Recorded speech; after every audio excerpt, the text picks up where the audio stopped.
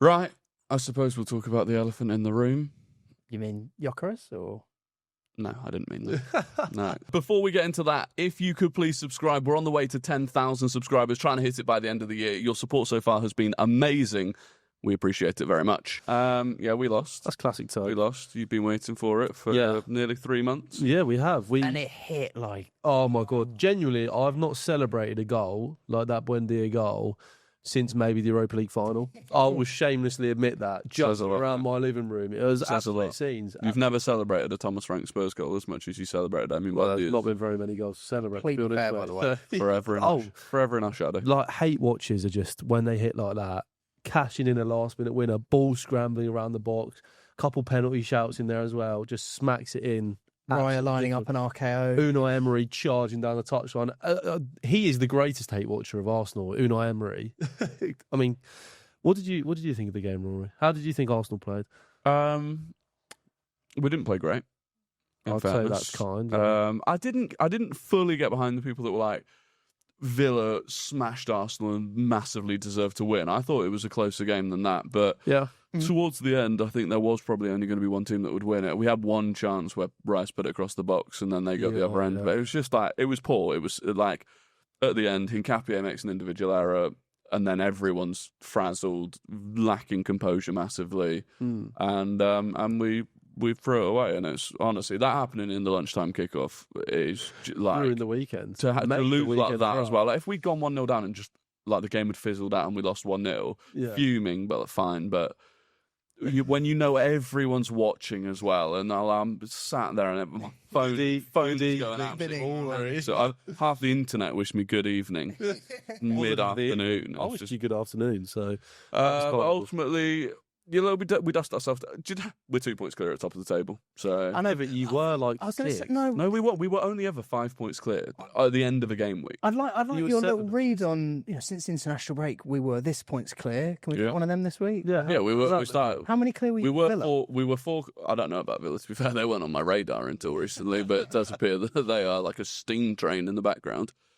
We were 4 points ahead of City and we're now 2 points ahead of City. But when you look at the fixtures we've played compared to them, I still don't think that's too bad. In the 4 games we played since the international break, Spurs, Chelsea away, Villa away and Brentford. It's annoying, don't get me wrong. But it's not like... You don't worry about the wobble then? Because you have had a wobble. A little bit, yeah. I worry more about the fatigue. I feel like I'm looking at an Arsenal team that looks like we're in fucking like mid-March. Genuinely, Sunderland, Chelsea... Even Brentford to an extent. I don't think you were... Brentford was fine. You were fine, but you kind of didn't get out gear one. Yeah. And now Villa game at the weekend. Yeah. I think you've looked like lacking intensity. There's been a few players that I still think have been there, like Rice and stuff, but I think you've been lacking intensity.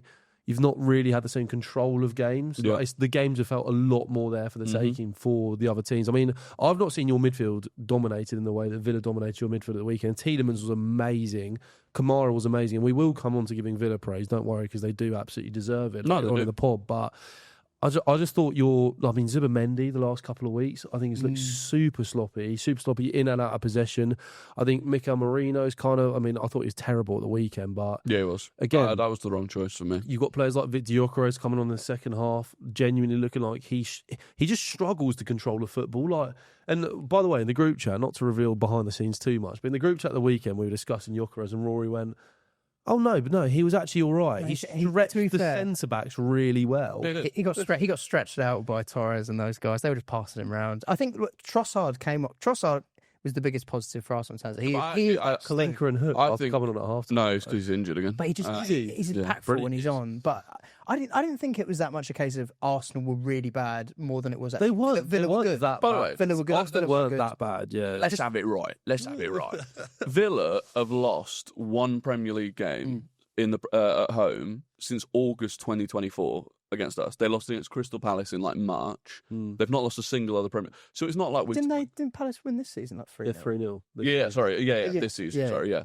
But and that's it. That's the only. Well, one in 18 months or 16 months. Drew there early in the season. No, don't get me wrong. Like they're a good team. It's a very difficult place. They're probably the most informed team in Europe. We've turned up, not at our best, looking tired. with injuries, and I know people say, Excuses. "Oh, they're not." No. You are. There is some context, like Yeah, any team turns up at a team that's as good as Villa are right now, with their best 3 centre backs missing. I think they're going to struggle. And still there were 4 centre backs on the pitch. Yeah. That's what I find it crazy. It is crazy, and like maybe we're going to get another centre back in January. Why not go and get Gahey? But yeah, I just think what that's done is at the back we don't have control in or out of possession. Yeah, and Zubimendi, I do think, has looked sloppier. I think he is fatigued, probably. Yeah. I think teams have been a lot more aggressive with you, though. Like, there's been that standoffishness of acceptance of losing. Like, Brentford actually provided that. They went, we'll rest guys. Again, I do think that fatigue is a little bit concerning because we are only in November. Yeah, it's been a very normal season. You didn't have Club World Cup in the summer. You had a full summer off. But we did have a very difficult fixture list. I agree. I do agree. We've gone Newcastle away, Sunderland away, Anfield, Old Trafford, Chelsea away. Old Trafford, and now Villa away. Really, the only tough away game we've got left is City. Spurs. Don't forget about us. So one left, which is City. Maybe Selhurst It's Park. interesting, though, again, because I brought it up before with us, but now Villa adds to the list. Like, the teams we've said would be top 5, that haven't beaten any of them. Yeah. City, Chelsea, Liverpool and Villa. Yeah, yeah, and that's true. It is a genuine concern. Like, I do think that... I know that you've had tough away games, but I think the lack of rotation with Zubimendi and Rice in particular is that midfield two that start pretty much every game. Rice was carrying a bit of something, wasn't he? Yeah, well, Rice goes off midweek with cramp, like bad cramp, and it's like, and then he plays another 90 at the weekend, and it's like he's running on fumes. And the one thing I do question, because I'm with the defence, we've not had the opportunity to rotate because of injuries, like genuinely, but Christian Norgard, what? I don't understand why we signed him. Now, for me, Christian Odegaard was a player that the easiest 20% of games you could start him in. So, like, Brentford at home, I would have anticipated him starting in, didn't. And then he could come on and close games out, right? Final 20 minutes, he's a brilliant screen in front of the defence. And yet we've not used him when we were leading away at Sunderland. We've not used him at Villa. We've not used him against Brentford in midweek. Yeah. When are we going to use him? He started against Brighton in the Carabao Cup. He'll start against... He might start... Well, he probably will start against Club Brugge in the week. But I'm like, that's probably not enough when you're rinsing Zubimendi, Rice, full 90s every 3 days. Like, and if you don't trust him, then you've got to address that in January. Because it's the area of the pitch that have the least depth in anyway. 100%. And you've got Marino, who could potentially fill in there. Marino can play Rice's role. It's really the 6 where you're like, you've got Rice that can do it. Marino's you've got Zubimendi and you've got Norgard. Because you've got Gyökeres and Havertz out injured. Yeah. Those are 2 players that I wanted to get onto, not Havertz, but Gyökeres. They are missing Havertz. Yeah, for sure. But Gyökeres and Eze in particular. Oh my God, we didn't even touch on Eze. Who was Eze playing? By the way, I know I can't say anything because he scored a hat-trick against us and it was maybe the most embarrassing week of my life. But that is if he hadn't done that, there are genuine question marks around Eze's impact in a game like that. Because that game at the weekend is a game that is won by Mount and Magic. Buendia comes off the bench, produces it for Villa.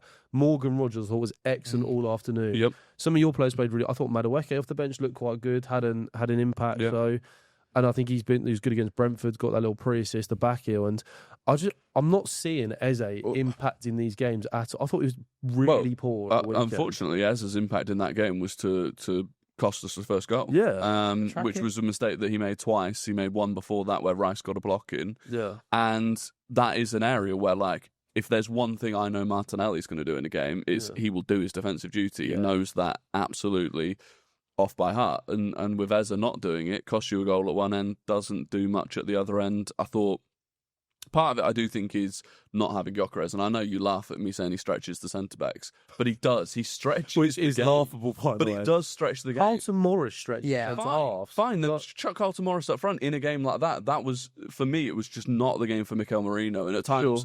Because Villa were committing bodies forward, right? Yeah. That's something we can complain about in other games where the team sits in a horrible low block. Yeah. Villa were committing men forward, and when we win the ball back, there was one time with Saka where he's running forward and there's no one joining him. Another time with Odegaard where he becomes the furthest man forward carrying it. Yeah. And if you've got Gyökeres sprinting through the middle, as much as we laugh, through the middle, he's a steam train once he gets up to view speed. He is. But we didn't have that. And then, I think that impacts Eze because there's just not that space between the midfield, the Villa midfield and defence. He doesn't pick up those pockets like he did against Spurs. He's also just not a left winger. Well, we said this in the summer. He's not a left winger. He's not. Trossard came on. You immediately look better. But Trossard actually picked up really similar areas to where Eze can play, which is more central. Trossard was still picking up those areas. But why was Eze not doing that? Yeah, goal. I know, like Eze's best performance against Spurs, he can't pick the ball up centrally. But also, I do just think there are games that are suited for Eze and games that aren't, and games where we don't have as much control in the opposition half, I don't think suit him as much. Even when you've had games like that, he's not had the biggest impact. It's like scored from a set piece against Crystal Palace, won you the game. Fair enough. Yeah. I'd also say his impact in that game wasn't huge though. Overall, over the 90 minutes. And I would generally say, and I'm not just saying it because I don't like Eze and he scored a hat-trick against us and I'm salty, but I've watched you a lot this season when you've been playing teams that sit in and stuff, and his impact has left a lot to be desired. But he is a moments player, and I think that's maybe something. Had enough of those moments yet. I mean, he gets the assist against City, which was massive. Yeah. Assisted three moments. I think my thing is more, he has had his moments, like you say. But if I'm honest, I don't have any bias against Eze other than playing for Arsenal. But I thought he would take Odegaard's shirt completely. That's because you don't rate Odegaard enough. But I don't think Odegaard is at a level where someone couldn't take his shirt. I agree. But I thought Eze, he is their captain, on the back of that FA Cup, getting his dream move to his boyhood club, etc. I thought we'd see more of a consistent stamp than we have. He's been coasting. He coasted through games way too much, and that's what he was doing at the back post for Cash's goal. Yeah, that was just like it just looks like he lost concentration. Odegaard had. I know they lost the game, but had more say in the game. He did well for the goal. He had a good game, I mean, I can't believe Keown gave him man of the match on commentary. I mean, listening to that game of Martin Keown on commentary was one. I know that he was a late substitution for Ali McCoy's who they kept banging on about. He's like flying back from America or the World Cup draw or something. And that's why Keown was subbed in to be the commentator. But one of the worst commentary performances ever. But Gyökeres as well then. Mm-hmm. Did you sign him? £65 million in the summer. Yep. Make the difference up front to stretch defenders. Yeah. No, you didn't. No, that's no, but you didn't. The thing is, no one can deny our best period of the game was the 20 minutes after half time when he came on. And yes, Trossard was a part of that. Yeah. But immediately Villa's back line looked more stretched, looked more unsettled, and a big part of that was to do with him. Now, yes, you want a lot more from him than just that. Mm-hmm. It was interesting that yesterday a very kind of PR fluffed piece came out about how Arsenal are incredibly excited to get Kai Havertz back. Almost like when you lose and a transfer rumour comes out, but it was a thing about Kai Havertz return from injury and how excited everyone is about that. And I do think that is the sort of game. Villa is the sort of game where Kai Havertz will start. He's your starter. Gyökeres will be there for Havertz is the starter. And people think that Gyökeres isn't a player that can break down low blocks, which is... correct. I understand he's that not point, really, but I think he's there for those games against the lesser teams where he will just bully a goal, and that's what he'll do. And he's done it a bit this season already. So, yeah, look, I think the thing is, my point is he's not a needle mover. Like I don't view needle in the summer. It was a £65 million striker bought because he scores 100 goals. Like as in just bangs goals every week. Let's not provoke that. Now we're sat there going, Colton Morris could do what he. No, I said I would be happy if Gyökeres scored 20 goals in the season because that's what we need. I never expected him to score 30 plus goals. No, I know. Because I don't think any Arsenal striker. Do you rate Dominic Solanke? Yeah, to an extent. I think he would do heavily critical, but heavily criticised. But I wouldn't back Solanke to score as many goals. Delap with us, I haven't rated Delap as many goals good finishers. No, I don't think I haven't rated Delap's time here, but I genuinely look at Delap and Gyökeres at the moment where I look at the same player and go, they try and kind of barge into a couple of players. Delap's a bit more aggressive. They're similar. One of them 6 years younger and half the price. He's been stinky. Yeah, no, but that's my point. Yeah. He's been stinky. I also think it needs time. But he's half price of that and 6 years younger. He needs like 28 now, isn't he? This is the best Gyökeres we're supposed to see. Sure, you'll have it for the next 4 or 5 years. Mikel Merino looked really poor when he first arrived at Arsenal as a 29-year-old. Like, I don't think it's crazy to say a player needs a... I'm not talking seasons. I'm talking months, and also the opportunity to actually play with Arsenal's best attack around him, which he's still not really had yet. We've not had the opportunity. The best attack Arsenal have requires him to be on the bench and Havertz to be there, because Havertz still stretches his defence. His hold-up's better than him. He actually seems to... He gets chances. Gyökeres doesn't even get any chances. It's the fundamentals. Like as a footballer, Havertz's first touch, his spatial awareness, his runs. Who was available? And, okay, Isak ends up going to Liverpool and maybe wanted him.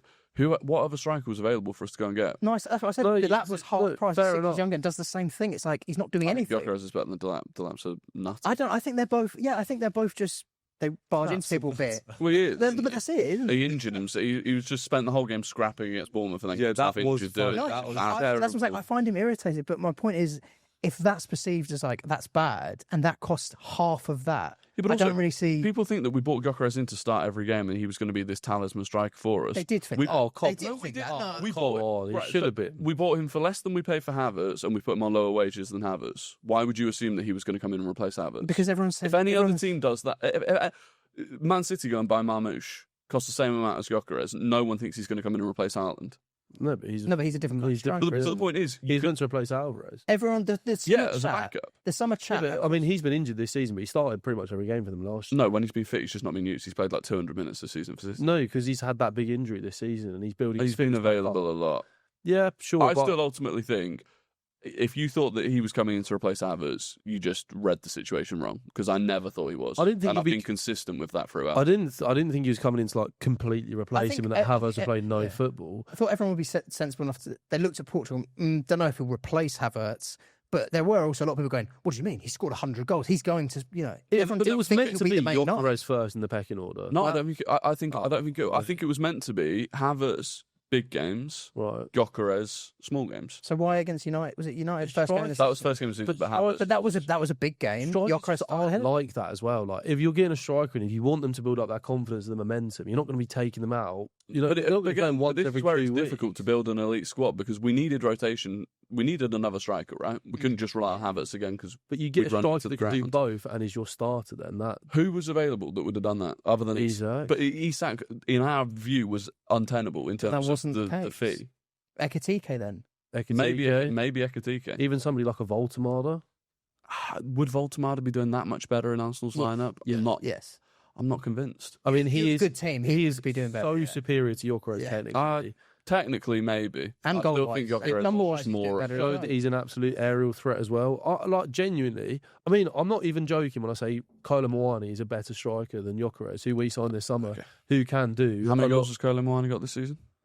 Scored 2 against PSG. I mean, again, has played very limited football. I mean, Richarlison scored more goals than Gyökeres this season. Like, it has been better than Gyökeres this season. Look, was written off by Spurs. Look, you can all have your opinions about Gyökeres. I'm going to give him the time to settle in, to get the proper players around him. I can't believe.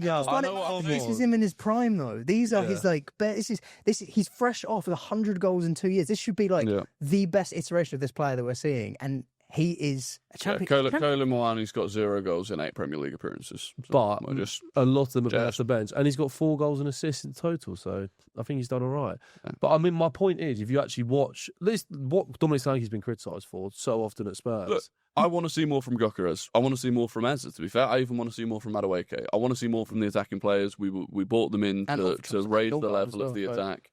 Yeah, Norgard. Yeah, I just want to see Norgard. That's what I'm saying. All the signings, I suppose it's only like Zubimendi that's properly been. Well, I think Mosquera, when he's come in, has looked really good. Same, even with Hincapie. I mean, he makes that mistake, but when they've slotted in for one piece of the back four, like that's what they were meant to do. You can tell, but this more, I think, like with Hincapie, with Mosquera, with Madueke, you can see the value that they add to the squad. Like I can see that very evidently. I just don't see that as much for Gyökeres. I know we're not going to keep banging on about it, but I just don't see that as much for Gyökeres. I think he's a fun watch. The fact that from a rival fan, also the fact you signed to Gyökeres, you've committed to him. Now you say there's nobody on the market. Sure, right now maybe not. Mm-hmm. You've committed to him for the next. I mean, that's your 4 or 5 years. You're probably not going to strike another striker for the next 3-4 years, say. Maybe a couple of years if it really doesn't work out with him. But next summer, Julian Alvarez. Yeah, but we had done the next summer thing for 3 years. We had done we couldn't get Vlahovic, we got Jesus, then we didn't get a striker, then we didn't get a striker. But I think that shows the issue. I think a lot of other people now are doing revisionism where everyone said Arsenal just need to bring in a striker that scores goals and they'll win the league. Arsenal brought in the striker that scored the most goals in Europe, and everyone's going, oh, why did Arsenal do that? No, but but are they real goals? You know, everyone they weren't saying are they real goals. When he was bagging it, calling him Van Wolfswinkel, calling Bastos and Nunez. Only once he was linked to Arsenal. You weren't doing that when he was scoring. I didn't even know he was, because I wasn't going to pretend. Yeah, but against City, it was 2 pens, and like every goal you watched of Gyökeres, you're going, Where's the rest of the? Why is the pitch completely free? Like, but the other goal in the hat trick was him running from the halfway line, showing pace, power, and against Simpson Poussey. Like, come on. Now. All right, okay, but this is Poussey. This is you do this a lot where you revise what you previously said. No, I to didn't fit at what the time. I was always skeptical. I never commented on Gyökeres because I was always like until he was going to Arsenal, and then it was every slander name under the sun. Well, I'm sorry. And for now, I'm sorry I got it right that he's crap. Yeah, but my apologies, guys, for being correct. But like, okay. Right to be skeptical. But everyone was skeptical until he was linked to Arsenal. You go back, I can find video. No, I didn't want Gyökeres at any point. You're a rage mate merchant who won't have spoken about it in any. You at times have spoken very highly of Gyökeres about wanting him at Spurs. Absolutely. Almost every other. You did exactly though. There's no way. Scored lots of goals. But this is where I'm talking about the revisionism. At the time, before he was going to Arsenal, it was this guy is an unbelievable goal scorer. He will improve anyone's attack, and then it was always going to Arsenal, so actually, let's find all of the worst things about him. But this is why fans' opinions don't matter. This is for the sporting director, for the higher rank at Arsenal. But what I'm saying got it wrong. But what I'm saying is you can't now sit here and go, oh, yeah, it was terrible. Like, as if everyone thought it was going to be a terrible signing. I did. I said in the summer, I thought he'd be good for Arsenal. And I didn't know loads about him when I said that in the summer. I was like, I don't know a huge amount about him. Obviously, don't watch the Portuguese league. If you do, you're mental. Or if you try and say you do. But I just think it's one of those things where, got it wrong in the summer a little bit. I still think he'll come good. So, I think Eze. I guess it's one of those where if you win the league and he scores 15 goals, then he's come good, hasn't he? Like, so that's probably going to be the case. So you can say that, but I don't know. I just feel like there's been an opportunity for an elite 9 at Arsenal for years. But the market's been dead for them, and even Isak. If we bought Isak, when moved to Atletico, maybe City wouldn't have sold to you. To be fair, yeah, they wouldn't have sold. But I just think if you wanted to, and if you wanted to go and spend that money like you did with Declan Rice. Like, I know it was a different situation because Rice is very much moving upwards. Yeah, but also, has Isak done anything at Liverpool that makes it you think he was worth? You are a better environment. As a compliment to Arsenal, as in Liverpool have been an absolute mess. I do think if Isak had come... Isak is a guarantee as well. He's got most of the season injured. But I know, but I'm saying... Well, don't get me wrong. I don't feel sorry for him because he did it to himself in the summer. He is the only reason that he is not fit at this stage of the season or not fully fit. Maybe, but I just think if we'd bought in Isak, if Isak had to play the minutes Gyökeres and then Marino have done in terms of 90 minutes twice a week, he'd have fallen apart. Yeah. So I still don't even think spending a world record amount of money on him would have been that useful for us. You were in a difficult place in the summer in terms of what you actually did. And but it also came out to the fact that a lot of people thought we were miles away from ever winning a title when I don't think we were that far away. And I think buying the depth has probably helped. I don't think anyone gave you a miles depth that we had this season. It was very evident that you were extremely close to winning a title, like for the last 3 years. And it could have been a case of going and scouting a young player who comes in and... I don't think the striker market was that kind anyway. I get that. But I agree. And equally with him, for a guy that scored like 100 goals in that league, I'm questioning that league. I'm looking at Boavista and Rio Ave. Yeah, obviously it's not the same level, but there are some fundamentals in terms of finishing where you go that surely translates. Pick a ball properly. Like, that's what it feels like. No, but he can because when he strikes it, like when? Oh no, come on! I have not seen him have at least one Thunderbolt Arsenal so far. A lot definitely has. The Leeds finish was like a fairly scuffed finish. Penalty, it was okay. And then Atletico Madrid, balls in the net. Atletico Madrid, it hits his cock twice. Games after, what was the other goal he scored against Burnley? Do you know what? The one where absolutely rattled the post. There's one off the post against Forest. I think he can strike it cleanly. Yeah, he can, but I don't know. Look, I just think we're going. Arsenal lost one game for the first time in 18. We've got to please stop it. Let's have our moment. He came off the bench having not played in a month, and didn't look incredible. And I think we're all doing a little bit too much. Kind of what I would say. You got to enjoy the wins, guys. Yeah. Well, you enjoy it whilst it lasts. The amount of people coming out of the woodwork as well. First loss in 18 games. Suddenly people reappear. Free away, not winning against the top 5. That narrative Sunderland and Chelsea. Aren't you just 3 in 3 not winning? Including 2 home games. I don't care. Yeah. It is what it is. We do this every December. It's fine. We'll get on to I think we should give a little bit of praise to Villa, though, because genuinely, like, what they are doing at the start of this season, what they were doing at the start of this season in terms of... The start of the season was terrible. Yeah, the 5 games, not scoring a goal. People were genuinely saying, are Villa going to get relegated? Are they in trouble? I said their squad was stale. It felt stale for me at the start of the season. I will stand behind that and say it really did feel stale. for Unai Emery to then turn that around and get to a position where they are now, where they are 3 points off you. Yep. Dominating the midfield battle at the weekend. It was a closer game than people give it credit for because of his results bias, really, to be fair. But I thought Tielemans and Kamara in particular were amazing. Rodgers was brilliant. The confidence is so high with him at the moment. Watkins was probably the only one I was looking at thinking that guy's definitely an Arsenal fan. Chances that he was missing. But still, getting himself into the position. Getting himself into those positions. McGinn as well. I thought John McGinn was outstanding. Defensively, Konsa was brilliant. Dangerous he was good. I mean, Saka got the better of him a couple of times. But I thought he was good as well. And obviously, I don't know if Digne's not fit at the moment, which is why he didn't start the games. He's normally their starter. But yeah, it was. Their turnaround has been phenomenal. Yeah, Unai Emery to do that as well without.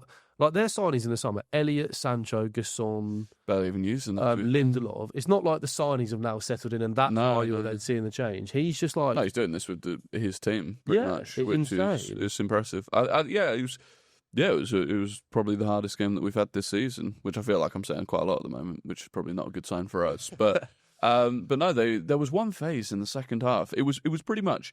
The second half, we really had the first 15, 20 minutes of that. We got the goal, had another couple of chances after that. Yeah. And then they regained control, and there was just one moment where they were just knocking around us for fun. If it had led to a goal, it would have been like one of the goals of the season. Yeah. We couldn't get near them, couldn't get the ball back, and I was like, that's a proper... Like, this isn't just like they've beaten us on intensity and all of that. I'm like, this is a proper team that is playing good football. And were deserving of the win, as much as I do think it was closer than some people made out. So yeah, it would be interesting to see, is this one of those where they can just sort of carry the momentum of this insane run that they're on into just more wins and wins, or will, I do feel like their squad still doesn't quite have the depth maybe to play twice a week, but we're kind of in the depths of that right now, and they looked far fresher than Arsenal did. So it is fascinating seeing because each week you kind of think, how sustainable is it? Because they'll score screamers to win games. Even the Brighton game midweek, they're like 2-0 down. You think, they're quite gettable or whatever, but they're just winning. Well, against us, they didn't score screamers, and they had 2-3 probably opportunities to score that they didn't, that they should have done. So, yeah, it's. They're in a title race.